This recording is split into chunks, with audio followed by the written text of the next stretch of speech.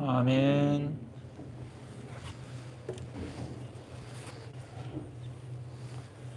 예, 안식 후 3일 동안 평안하셨습니까? 예, 구약의 대표적인 사람이 모세이고 신약의 또 대표적인 사람이 바울입니다.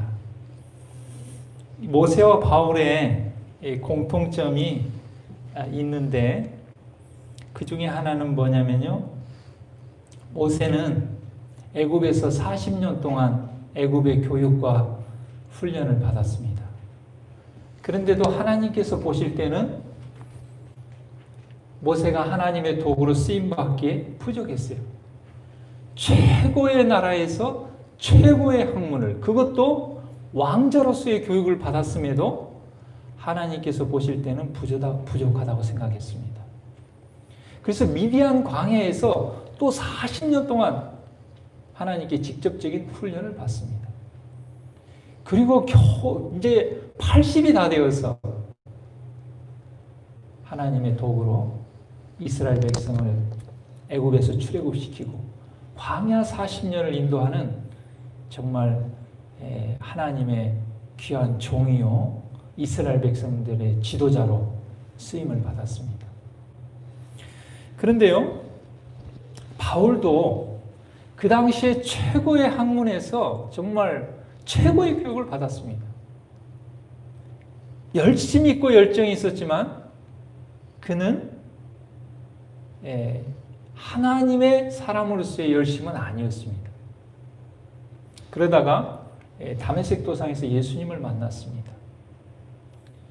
그리고 그는 다메섹 광야에서 3년 동안 묵상하고 기도하는 시간을 보냅니다.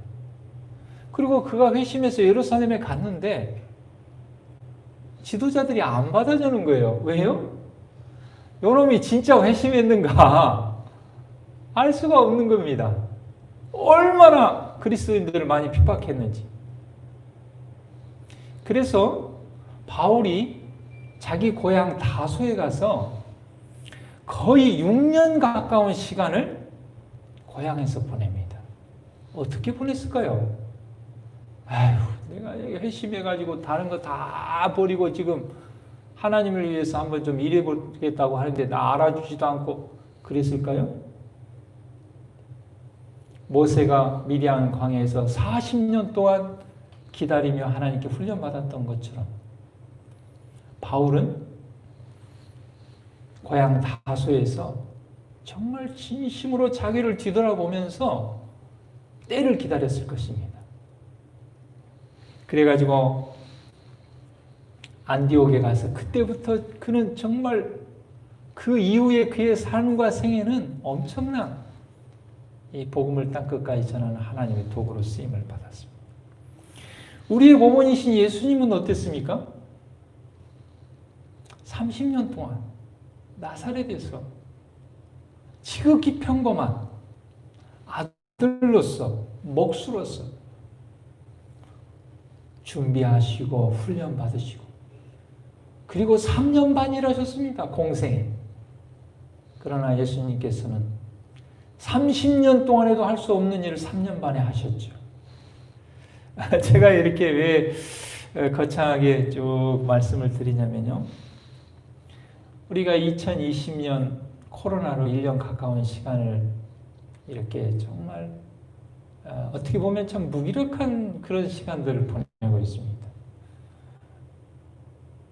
또 외출도 잘 못하고 사람 접촉도 어렵고 여러 가지 위축되고 있어요.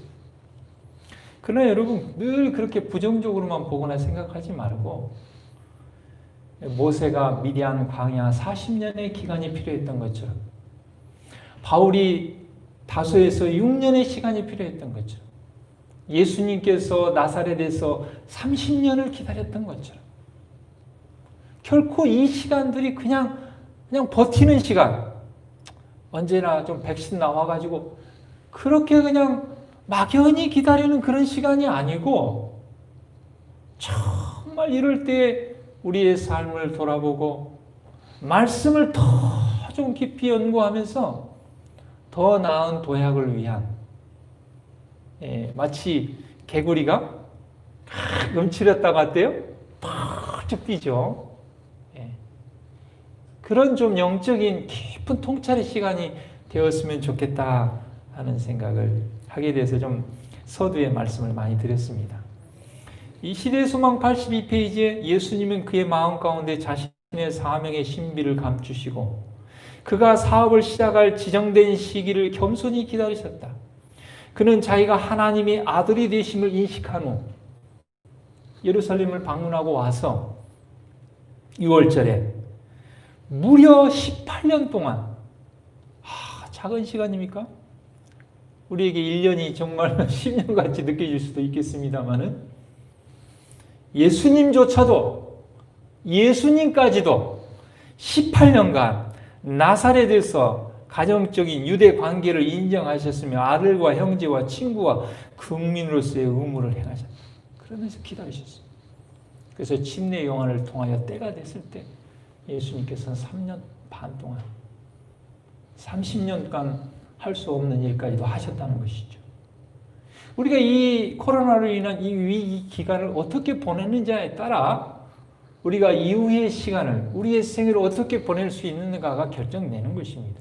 근데 여러분 우리가 이 시간을 그냥 백신 언제 나오나 이러다가 교회 어떻게 되나 이러다가 신앙 어떻게 되나 그러면서 우리가 1년 반 이렇게 보내면은요 하나님께서 우리를 쓰실 수 없을 거라는 생각을 하게 됩니다. 시편 73편을 보면요 제가 어제 이 시편을 요즘 지금 통독하고 있는데 시편 73편은 시편 기자가 왜 이렇게 악인이 형통하는가 그 악인의 형통에 대해서 그 다음에 의인의 고난에 대해서 여기 이야기를 했습니다. 시편 73편 2절에 나는 거의 실족할 뻔하였고 내 걸음이 미끄러질 뻔하였다. 얼마나 낙담이 되고 실망이 되고 충격을 받았으면 그랬겠습니까? 이유는 악인의 형통함을 보고 오만한 자를 지시해서 그랬다고 그랬어요. 온갖 부도덕과 악과 다른 사람에게 해를 끼치고 이런 사람들이 잘 되는 걸 보니까 도대체 하나님이 살아계시는지 이해가 안 가는 것이죠. 그 악인들은 죽을 때에도 고통이 없고 그 힘이 건강하며 타인과 같은 고난이 없고 타인과 같은 재앙도 없고 교만이 저희 목걸이고 강포가 저희 입는 옷이며 살찜으로 저희 눈이 솟아나며 저희 소득은 마음의 소원보다 진하며 돈도 많이 벌고 저희는 능욕하며 악하게 압제하여 말하며 거만히 말하며 12절에 악인이라 항상 평안하고 재물이 더하도다. 그런데 반면에 14절에 나는 종일 재앙을 당하며 아침마다 징책을 보고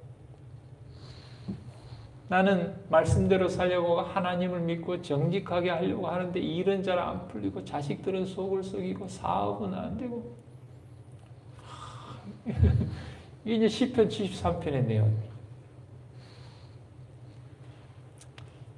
그러나 이 시편 기자는 현실 앞에 정직하게 자기가 마음에 느끼고 생각하는 것을 하나님께 토로를 했습니다. 그때 하나님께서 말씀하시기를 성령을 통하여 대답하시기를 뭐라고 대답하셨냐면요. 17절에 하나님의 성소에 들어갈 때야 저희 결국을 내가 깨달았나이다. 성소에 들어갈 때 성소의 기별을 알게 되었을 때 그의 모든 마음의 의문과 번민들을 다 해결할 수 있었다는 것입니다. 여러분 그래서 우리가 성소에 대해서 좀 공부해야 됩니다. 1844년 10월 22일 대실망을 겪은 후에 하나님께서 성소에 대해서 공부하게 했습니다. 그래서 여러분 다니엘 8장 14절에 2300주야까지 그때의 성소가 정결하게 함을 입으리라. 이 부분에 있어서 연도의 계산에서는 아무 문제가 없었어요. 이렇게 살펴봐도 저렇게 살펴봐도 아무리, 왜냐하면 그 기산점이 다니엘 9장에 나와 있는 그 70일의 기산점하고 맞거든요. 그 70주일의 그 모든 해석, 457년부터 계산한 모든 그 예수님의 침례받는 것, 십자가에 달려 죽으신 것, 스데반이 죽고 이스라엘 그때 모든 게 다 맞거든요. 한치의 오류도 없이. 그렇기 때문에 2300주야 끝이 1844년에 끝난 것을 그 연도에 있어서는 전혀 오류가 없는 것입니다. 그럼 뭐가 문제가 있는가 하고 성소에 대하여 다시 연구하고 살펴보니 재림운동을 일으켰던 그 당시의 재림운동의 선구자들이 이 성소가 정결함을 입으리라는 그 성소를 이 지구로 본 것이죠. 이 땅 지구로. 그래서 그 성소 정결을 불로 정결케 함을 받는 예수님의 재림으로 바라봤던 것입니다. 그런데 이제 다시 이렇게 성소를 쭉 연구해 보니까 그 성소 정결의 의미를 다시 깊이 생각하게 되었습니다. 히브리서 8장 5절에 보면 모세를 통해서 출애굽기 25장에 준 이 지상 성소의 그 기별은 하늘에 있는 것의 모형과 그림자라 그랬어요. 그러니까 이 지상에 있는 성소는 뭡니까? 모형이고 그림자예요. 실체가 아니에요. 실체는 어디에 있어요? 하늘에 있는 것입니다. 그리고 히브리서 9장 9절에도 보면 이 세상 장막은 비유다 그랬어요. 비유. 여러분 우리가 비유를 들잖아요. 예수님께서 성경에 보면 천국은 겨자씨 한 알과 같으니 천국이 겨자씨 한 알입니까? 아니죠. 비유죠. 천국에 대한 천국의 의미와 천국의 사상과 천국의 뜻과 하나님의 통치의 원리와 이런 것들을 겨자씨라는 비유를 통해서 우리에게 가르쳐주고 있는 거예요. 그래서 이 세상에 있는 성소는 모형이고 그림자고 비유입니다. 그런데 모형과 그림자와 비유를 통해서 뭡니까? 실체를 우리가 해석할 수 있는 것이죠. 또 실체를 통해서 모형과 그림자를 더 확실히 또 알 수가 있는 것입니다. 히브리서 9장 23절에서 24절에 보면 하늘에 있는 것의 모형이다 그랬습니다. 그래서 이 세상에 있는 이 성소를 정결케 하는 데는 짐승의 피로 가능했지만, 양의 피로, 예수님을 상징했던 양의 피로 가능했지만 하늘에 있는 것은 그것들로 정결케 할 수 없다는 거예요. 더 좋은 제물이 필요하다는 것이죠. 더 좋은 제물이 예수님이시죠. 어린 양으로 비유된 예수님. 예수님의 보혈이 아니고는 하늘 성소를 정결케 할 수 없다는 것입니다. 그리스도께서는 참 것의 그림자인 손으로 만든 성소에 들어가지 아니하시고 참 하늘에 들어가사. 그럼 예수님께서 하늘 성소에 언제 들어가셨습니까? 부활하시고 승천하셔서 하늘 성소에 들어가신 것이죠. 그래서 우리가 하늘 성소에 대해서 이해하려면 이 지상 성소를 통해서 알아야 돼요. 그러니까 비유는 어떨 때 듭니까? 우리가 익숙히 아는 것을 통해서 모르는 것을 더 잘 해석하기 위해서 비유. 그래서 우리가 식물 교훈, 천연계 비유 그러잖아요. 그래서 우리가 이제 지상 성소에 대해 잘 알고 있습니다. 지상 성소가 어떻게 되어 있습니까? 성소에 뜰이 있고, 그 다음에 성소에 첫째 칸 성소가 있고, 그 다음에 둘째 칸 성소는 지성소가 이렇게 있어요. 그래서 이 성소 뜰의 봉사가 매일의 봉사가 이루어집니다. 그래서 죄인들이 죄를 지면 그 재물을 가져오고 재물을 잡고 그 피를 그 번제단에 바르고 또 성소에 들어가서 성소 휘장에 뿌르고 이게 이제 매일의 봉사예요. 두 가지 봉사가 있는데 매일의 봉사가 있고 그 다음에 매년 봉사가 있어요. 1년에 한 번 성소의 휘장을 제끼고 지성소에 들어가서 지성소의 법궤 위에 피를 뿌리는 매년의 봉사가 있어요. 1년에 한 번 대속제일 7월 10일. 그래서 그 세 개의 국문이 있어요. 뜰의 봉사, 성소의 봉사, 그 다음에 지성소 봉사.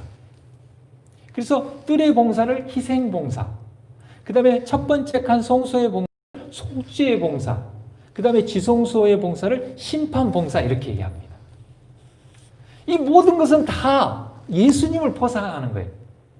그래서 뜰의 봉사는 예수님의 이 지상생애를 통하여 십자가의 죽으심으로 우리의 죄의 문제를 대속하는 값을 치른 봉사입니다.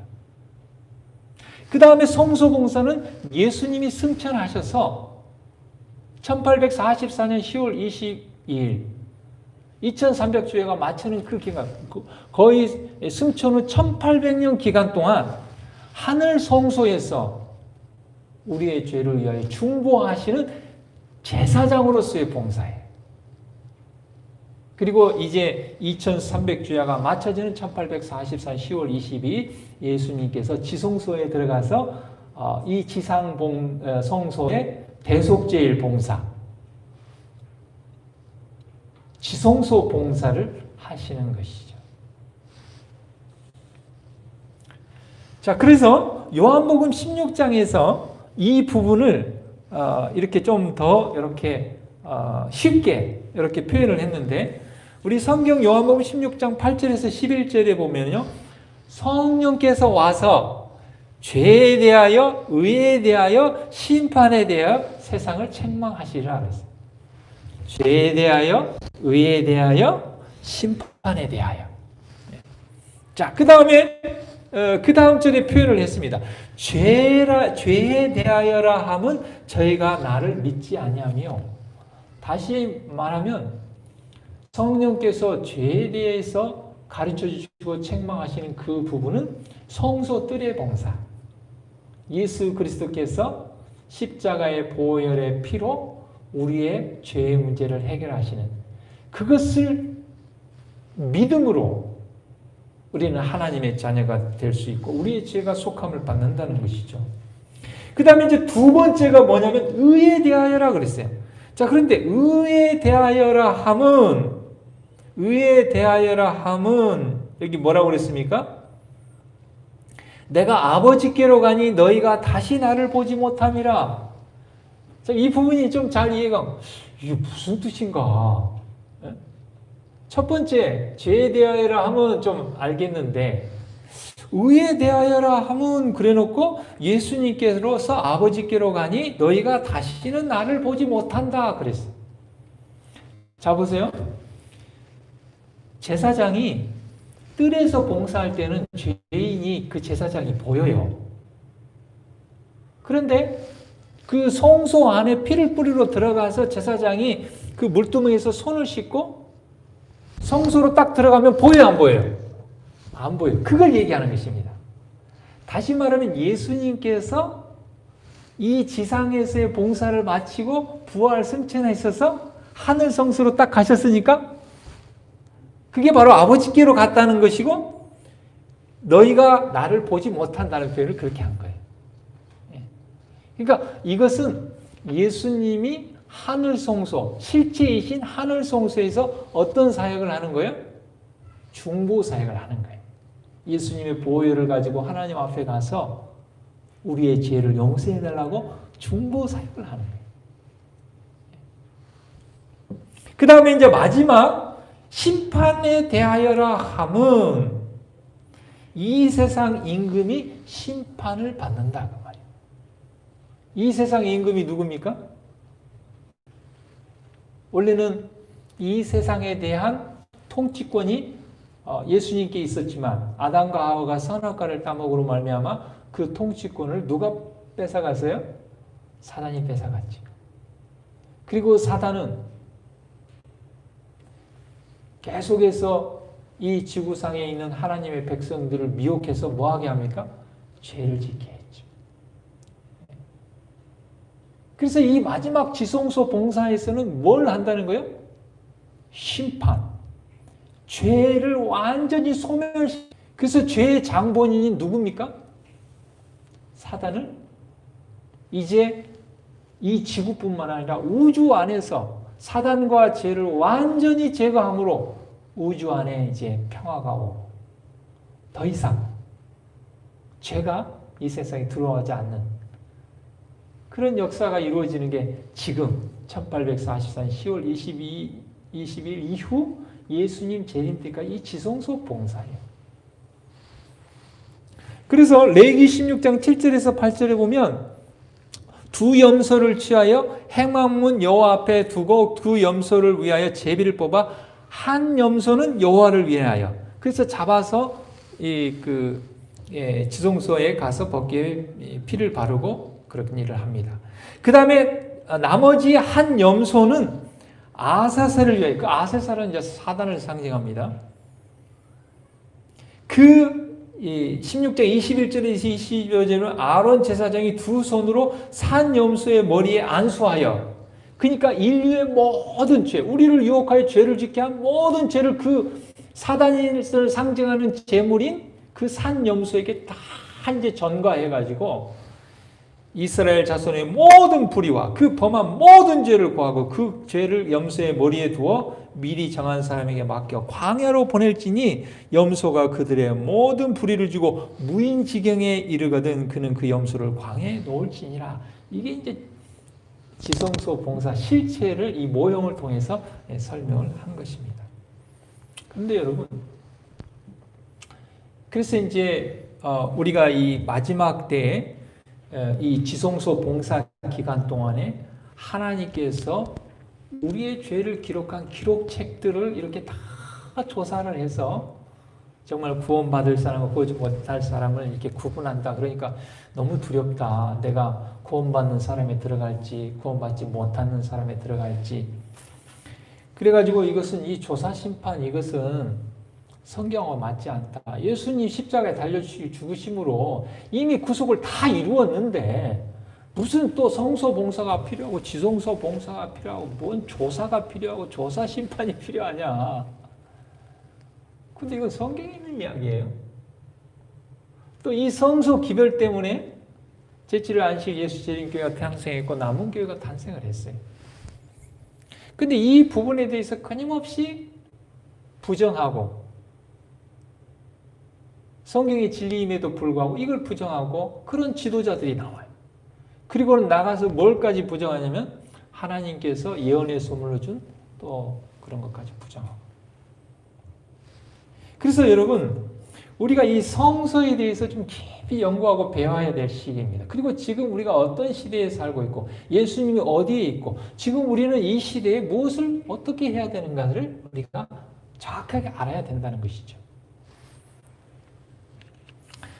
히브리서 4장 12절 우리가 잘 아는 말씀, 하나님의 말씀은 살았고 운동력이 있어 좌우의 날선 어떤 것보다도 예리하여 홍과 영과 및 관절과 골수를 찔러 쪼개기까지 하며 또 마음의 생각과 뜻을 감찰한다. 지금은요, 하나님의 말씀을 통하여 우리의 깊이에 있는 홍과 영과 관절과 골수를 찔러 쪼개는 회개와 회심의 역사가 필요한 시기가 지금입니다.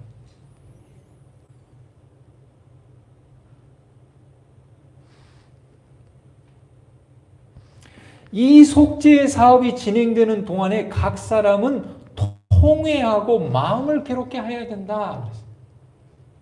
우리가 하나님의 말씀에 비추어서 우리 마음속에 깊은 곳에 있는 교만한 마음, 이기적인 마음, 시기하는 마음, 높고자 하는 마음, 다른 사람을 막 좌지우지하려고 하는 그런 마음, 그것을 깊이 찔러 쪼개야 하는 그런 시대가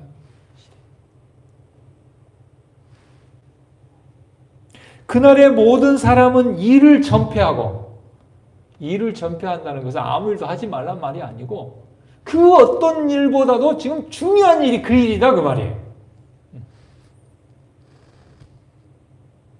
누가 연합회장이 되고 누가 합회장이 되느냐보다 더 중요한 것은 뭐냐면은 우리의 마음을 깊이 통찰하는 거예요. 근데 우리의 마음을 통찰하지 않고 우리는 지도자를 이렇게 공격하거나 혹은 흠을 찾거나 이 교단을 약점들을 얘기하면서 나의 깊은 죄를 회개하지 않는 핑계로 삼으려고 그래요. 지금은 그런 시대가 아니에요. 연약한 지도자가 세워졌다면 그들을 위해서 기도해야 될 때. 이렇게 이제 이번에도 우리 박정태 목사님께서 연합회 총무님이 되셨는데 이제 몇 분들이 축하한다고 댓글을 달았어요. 그게 축하할 일이야. 근데 이게 뭐냐면은 우리 교인들의 생각이 무슨 생각이 있냐면 합회장이 되고 연합회장이 되면 세상처럼 출세하고 축하받는다고 생각을 해요. 그렇지 않습니다. 우리가 교회 하나 돌보기도 힘든데 합회장이면 100여 개의 교회를 돌봐야 하고 연합회면 900여 교회를 돌봐야 되는데 얼마나 무거운 짐을 지는 것입니까? 축하가 아니고 더 많이 기도해 줘야 되는 거거든요. 물론 이제 그 의미가 아닌 것을 알고 있지만 이스라엘의 온 회중이 엄숙하게 하나님 앞에 자신을 겸비하게 하고 기도하고 금식하고 금식이라니 꼭 음식물만 금식 아니고 좀 인터넷도 좀 자제하고 스마트폰도 자제하고 더 말씀을 더 이렇게 시간을 그런 영적인 금식도 이야기합니다. 마음을 깊이 살피는 가운데 지내지 않으면 안 되는 시기가 지금 시기예요. 1844년 이후로 우리가 이걸 정확히 알아요. 다른 사람을 핑계대고 다른 사람의 연약함을 가지고 비교하면서 나의 깊은 살핌이 없는 걸 핑계로 삼아서는 안 되는 것입니다. 회개한 죄인들은 그들을 위하여 예수하시는 그리스도의 피로 말미암아 죄의 용서를 얻고 아버지께 간합되었으나 그들의 죄는 여전히 기록책에 남아있다. 그러니까 여러분 이 뜰의 봉사를 통하여 예수님이 죄값을 지불하셨고 그 다음에 성소 봉사를 통하여 중보하셨는데 이걸로 끝나는 게 아니라 지성소 봉사가 필요하다고 말이에요. 아직 여전히 기록책에 그 죄가 남아있어요. 그것을 완전히 이렇게 도말해서 없애야 돼요. 제가 이렇게 말씀을 이렇게 준비하면서 가만히 제가 생각한 건데 이제 이게 제 생각이라 맞는지 틀린지 모르겠어요. 예를 들면 제가 이제 사업을 잘못해가지고 10억이라는 빚을 졌어요. 근데 제 능력으로 10억을 갚을 수가 없어요. 그래서 저희 아버지가 이제 굉장히 아주 중요한 요충지에 강남에 좋은 땅이 있었는데 그 땅을 이제 팔아가지고 10억을 마련한 거예요. 그래가지고 제 빚을 갚으려고 그 좋은 땅을 팔아서 10억을 마련했어요. 아마 거기가 이제 이 뜰의 봉사가 아닌가 싶어요. 내가 이제 이렇게 좀 쉽게 설명을 해보면. 그러면 10억 가져왔다고 끝나는 게 아니잖아요. 그 다음에 두 번째 단계는 뭡니까? 10억 가지고 있어가지고는 안 돼요. 10억을 어떻게 해야 됩니까? 내가 돈을 10억을 빌렸던 그 빚을 은행에다 10억을 주고 갚아야 돼요. 그렇죠? 그게 아마 이게 성소 봉사 같아요. 예수님이 중보를 통해서. 예수님의 그 피를 가지고 마치 아버지가 주신 그 10억을 가지고 은행에 10억의 빚을 갚는 것처럼. 그러면 끝나는 겁니까?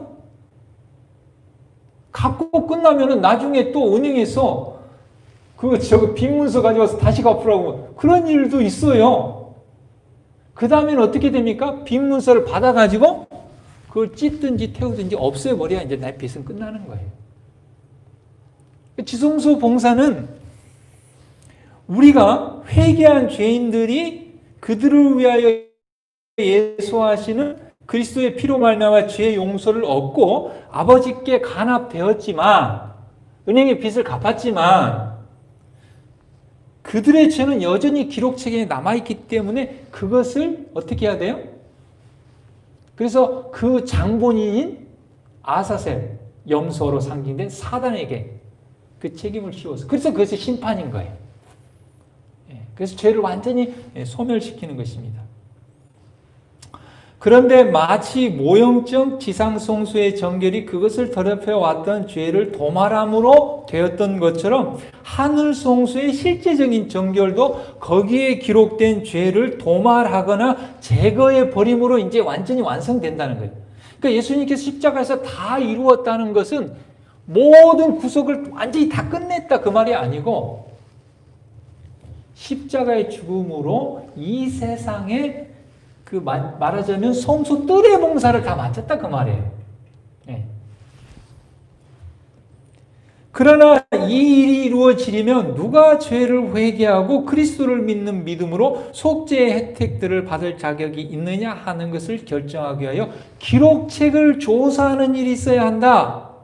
그러므로 성소의 정결에는 조사하는 일, 곧 심판하는 일이 있다 그 말이에요. 자, 그러면 제가 10억 빚진 그게 있을 거 아닙니까? 그 기록 쫙 해가지고 맨 마지막에 은행에서 뭘 받아와요? 빚 다 갚았음. 제 빚이 쫙 있어요. 언제 1억 빌렸고, 언제 2억 빌렸고. 그러고는 맨 끝에 뭐가 찍혀 있어요? 몇 월 며칠 날 아버지가 강남에 땅 판 그 돈을 가지고 다 갚았음. 김용국이라는 죄인이 언제 무슨 죄를 짓고 무슨 죄를 짓고 그렇게 했는데 하나님께 회개하고 예수님이 중보 기도함으로 우리의 죄를 용서해 줬다는 피의 도장이 탁 찍혀 있는 거예요. 그걸 가지고 어떻게 해요? 사단, 네가 김용국을 유혹해서 그때 이런 죄를 짓고 이런 죄를 짓고 사단에게 다 전가시켜서 이제 우리의 죄를 완전히 기록책에서 없애는 그 일이 이루어지고 있는 기간이 지금의 기간인 것입니다. 그것이 다 맞춰지면 이제 예수님이 재림하시는 거예요. 예수님 재림하시기 전에 있어야 할 일이 그것입니다. 그래서 계시록 22장 12절에 내가 속히 오리니 내가 줄 상이 내게 있어 각 사람에게 그의 일한 대로 갚아주리라. 그 전에 있어야 될 일이 바로 이 조사 심판, 성수의 정결, 지성소 봉사 기간에 우리가 살고 있는 것입니다. 그러니까 지금 이 시간에 우리가 할 일은 무엇입니까? 하나님의 말씀을 통하여 선지자를 통해서 주신 연의 선물들을 통하여 우리의 깊은 혼과 영과 관절과 골수를 찔러 쪼개는 깊은 마음의 생각과 뜻을 회개하고 돌이키는 시간이 지금의 시간입니다. 이 코로나로 우리가 여러 가지 어렵잖아요. 어디 다니는 것도 힘들고 여행 가는 것도 힘들고 사람 만나는 것도 힘들고 모든 것이, 또 사업하는 사람 사업도 많이 막히고. 근데 결코 이 시간이 그냥 흘러보내는 그런 보내는 시간이 아니고, 모세가 미디안 광야에서 40년 동안 그렇게 했던 것처럼 사도 바울이 그의 고향 다소에서 6년 동안 기다리면서 그 일을 하지 않았겠습니까? 예수님께서 30년 동안 나사렛에서 준비하셨던 거죠. 우리 이 기간이. 그래서 우리가 우리의 죄를 다 회개하고 돌이키고 정말 이기적인 사람이 이타적인 사람으로 하나님의 마음에 합한 사람이 되면은 아마 우리의 남은 생애를 예수님 재림 때까지 모세처럼